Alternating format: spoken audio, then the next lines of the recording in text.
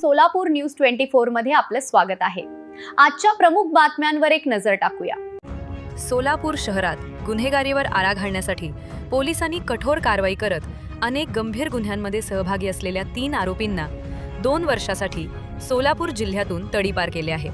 इम्रान रफिक शेख राहणार मोरारजी पेठ, राजू उर्फ राजसिंग राठोड राहणार माणिक चौक आणि अब्दुल वहाब नबीलाल शेख राहणार विजापूर नाका अशी तडीपार करण्यात आलेल्या आरोपींची नावे आहेत।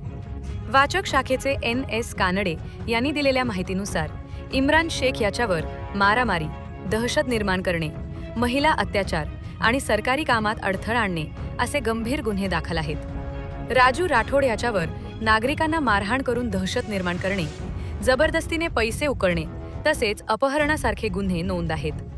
तर अब्दुल वहाब शेख याच्यावर मंगळसूत्र चोरी आणि मोबाईल चोरीसह 6 गंभीर गुन्हे दाखल असून 2 प्रकरणात न्यायालयाने त्याला शिक्षा देखील सुनावली आहे। या 3ही आरोपींविरोधातील तडीपार आदेश पोलीस उपायुक्त विजय कबाडे यांनी जारी केले असून शहरातील कायदा व सुव्यवस्था कायम राखण्यासाठी ही कारवाई करण्यात आल्याचे पोलिसांनी सांगितले।